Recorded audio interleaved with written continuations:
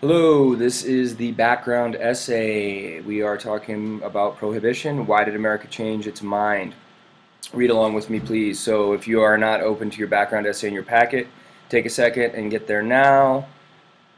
All right. And if you ever need to pause for the video for any reason, take some notes or anything like that, rewind it, just obviously feel free to do that.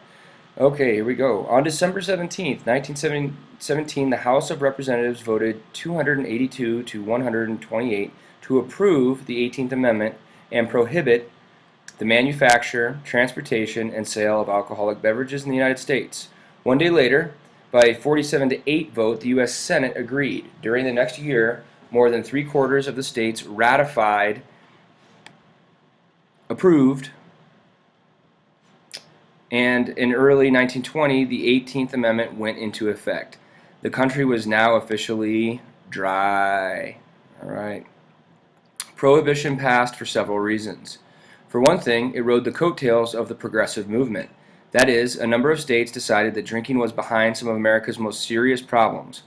Problems like corruption, child abuse, crime, unemployment, and worker safety. Also, John D. Rockefeller and Henry Ford saw drinking as a huge drag on the economy. Bad for the economy. Drunken workers and absentee workers were not good for American business.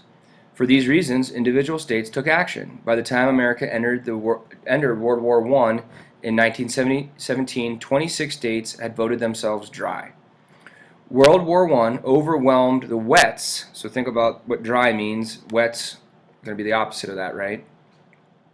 World War I overwhelmed the wets as they tried to oppose the push for prohibition. Many Americans believed that spending money on beer, wine, and whiskey when the nation needed all its resources and money to fight in Europe was unpatriotic. Others went further. Germany was the main enemy in the war. Wasn't it true that many of America's major breweries, Pabst, Blatz, Schlitz, Budweiser, had German names, meaning they were made in Germany and we would be supporting Germans then? German Americans and their breweries were an easy target. Also, there were the Jews and their Sabbath wine, so they drank wine on the Sabbath, and those hard-drinking, slum-dwelling Irishmen, Italians, and Greeks. Okay, whoops, here's a little political cartoon here. Analyze that for a second. We'll talk more about that in a little bit, but yeah. Anyway, here's Chalmers making an appearance. Prohibition was a way to clean up the cities and the people in them. Once the 18th Amendment passed Congress, it was then necessary to create legislation to carry it out. This took the form of the famous Volstead Act. You'll hear a lot more about this as well. Among other provisions, the Volstead Act defined a drink as intoxicating if it contained more than 1% alcohol.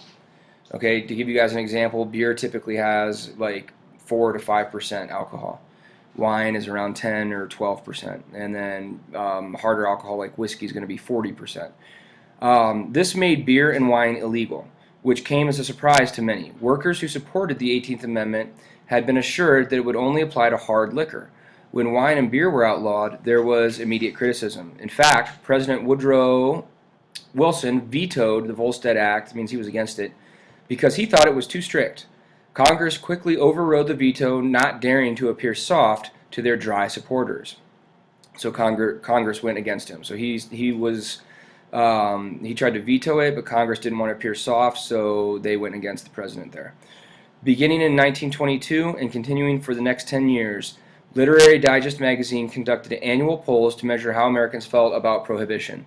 In 1922, nearly 80% of Americans were in general support. So 80%, 8 out of 10 people, were in support of not drinking. Okay? But watch as it changes. Only about 20% were against it. 10 years later, those numbers were turned upside down. In 1932, 3 out of every 4 Americans wanted repeal. Repeal just means to go back to the way it was, okay, before. Congressmen read the polls in 1933 by a huge majority. Both the Senate and the House voted to remove the 18th Amendment. It was the first and only time in American history that an amendment to the Constitution has been repealed. This mini-Q asks why this turnaround took place. In other words, why did America change its mind about prohibition? All right, if you need to pause and rewind anything and go over that again, then please do that. Also, I forgot to pull this over. You guys, I think hopefully by now know who Henry Ford is. He and John D. Rockefeller were for banning alcohol because they said that it hurt their businesses. Remember, he was for oil, he was for cars. They didn't want workers coming to work drunk, missing work because they were hungover or whatever it was.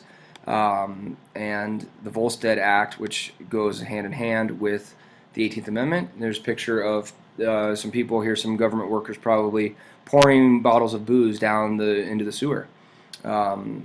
Yeah, you'll see lots of different, we'll have some clips and some pictures where you see lots of crazy things like that, where they're busting up kegs with axes and things like that. Okay, guys, turn the page to the background essay questions. I want you to complete these questions, okay? I don't mind if you work with a partner on this. I will be collecting the packet at the end, so you're not going to have to do this part online, but please make sure that you don't leave this blank, because that will end up being like a 0. And part of this packet is, or part of your grade is me grading this packet. So answer the questions. Number 1, what did the 18th Amendment prohibit? Okay, remember, prohibit. What did it prohibit? Okay, put these in complete sentences, please. And of course, refer back to the, all the answers are going to be here in the essay, okay, the background essay. Number 2, Prohibition rode the coattails of the progressive movement. What does that mean? So go back to your background essay right here, progressive movement. Reread that paragraph, or have me do it, rewind it, and answer that question. What does that mean, that Prohibition rode the coattails? Okay.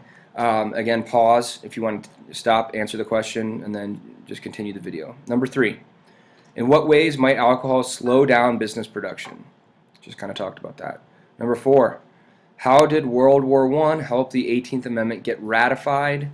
How did it help World War I help the 18th Amendment get approved, passed? That's what ratify means. 5, the 18th Amendment was not very popular in Milwaukee, Wisconsin. Can you think of a possible reason why? This is a tough one, but it's an interesting one. Go ahead and Google Milwaukee, Wisconsin and beer and see what you come up with, and then put 2 and 2 together. And then some vocabulary terms that we just mentioned there in the essay. Dry, please define that. Progressive movement, these are all in bold. Wets, the Volstead Act, and repeal. Timeline goes here. Just, you don't have to put them on the timeline, but this just kind of gives you an example, an idea of how things work. 1920, America goes dry, no more booze. 1922, first radio broadcast of a baseball game. 1925, the first national spelling bee. 1927, Charles Lindbergh flies across the Atlantic. We talked about him in the last chapter. 1929, St. Valentine's Day massacre in Chicago, 6 gangsters die. In 1933, 13 years later, Prohibition is repealed. Okay, take some time, answer these questions, don't leave them blank, and good luck with that. Thank you.